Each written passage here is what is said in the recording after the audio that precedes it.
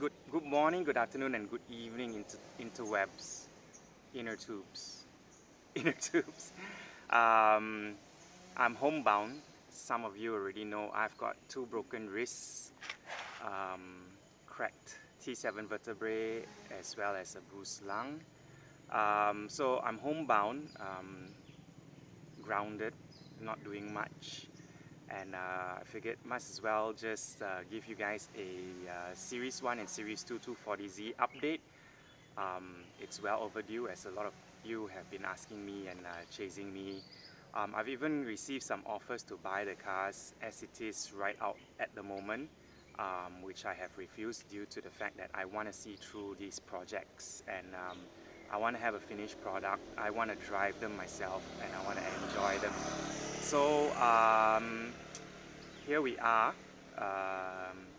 while I'm recovering. I've got 4 more weeks in this left hand splint, and I'm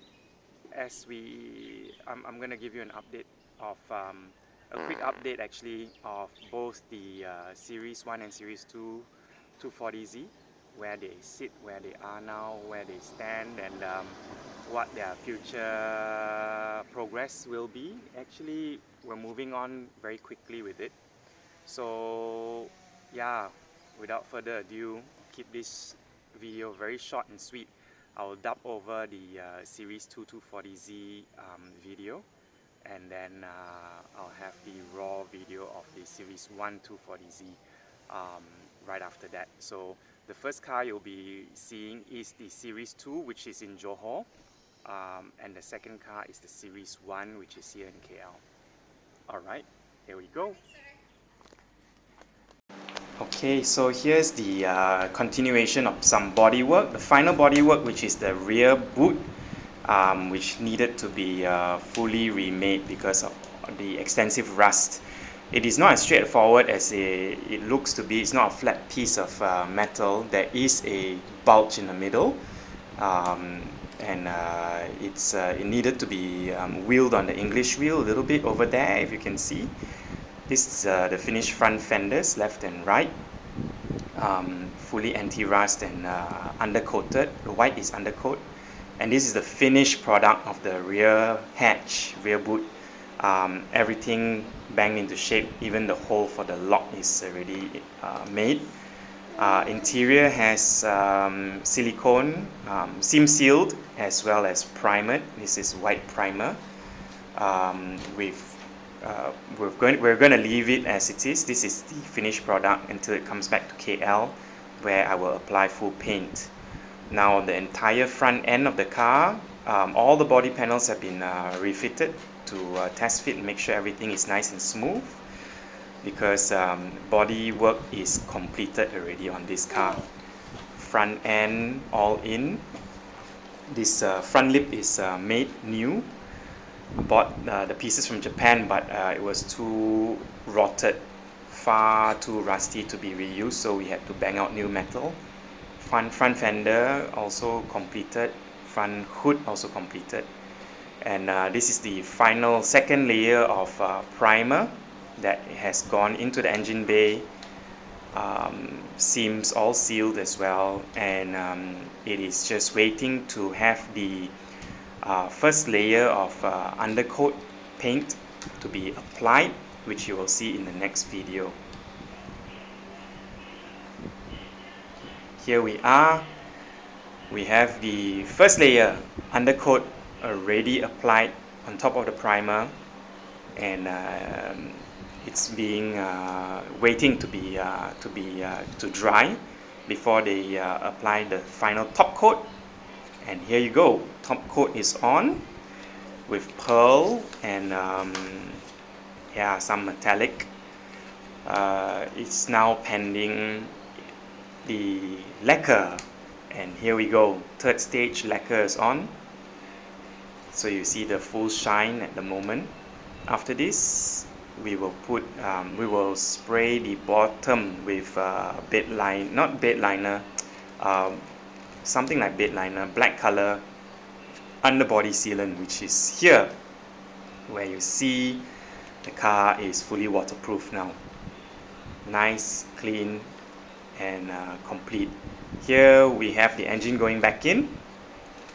We're dropping the engine with a forklift. Make things very easy. It's only a 10 to 15 minute job and the engine is in. Nice. That's where the engine will reside. We'll go to the mechanic for the engine to be cleaned up. We're planning where to put the fuel pump. It's going to be an electric carburetor fuel pump, which will be placed over here. I also have to work out the accelerator linkage, which you see here is now already working. Yeah, throttle linkage with the throttle cable running properly now. Okay, so the car is safely in the workshop now, and we're gonna build the steering rack and build the dashboard. That's what is the next agenda on this build. We will install the Volvo steering rack here. At the same time, I will outfit the right-hand drive dash because it is now empty. It's a blank slate. It's a blank 240 dash, which requires everything from the original dashboard to be fitted before I rewrap it. At the same time, this car is waiting for paint. Okay, this concludes part 3. Thank you, bye. Alright, so now we are doing the right-hand drive conversion on the Series 1 240Z. This is the Volvo 240 steering rack going in. We've got to make new mounting points, and this one's already done. Then later on we've got to shorten the tie rod. Shorten the tie rod and it will fit perfectly already. It will work perfectly.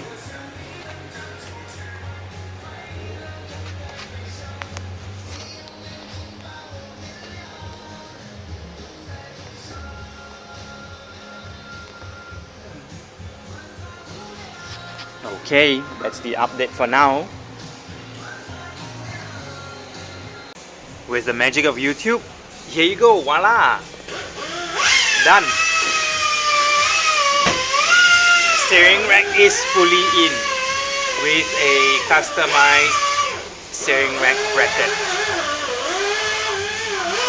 Albeit a little bit crude, but it works, and the weld is strong. It will hold up. Let's go!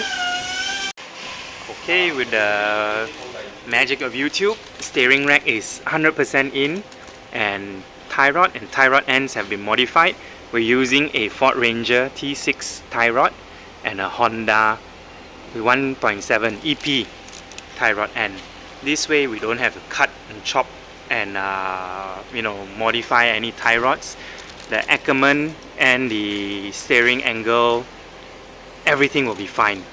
Even at full droop, tie rod end doesn't bind, and at full compression, tie rod end doesn't bind. So we're good now. Same goes on that side. That side's the original Volvo 240 tie rod end and tie rod. Here's the original Volvo 240 tie rod and tie rod end, which we are not using for the left side. Cool beans. Next thing we're going to do is work on the dash. We're going to transfer all of the original meters from the original dash into the right-hand drive dashboard. At the same time, we're going to modify the clutch master pump location to make sure that the clutch pedal is true and true, straight and nice. Alright, till the next update, just to let you know the types of cars we're working on here now. 968 convertible, GTR 33, NSX in for some slight maintenance, another GTR 33.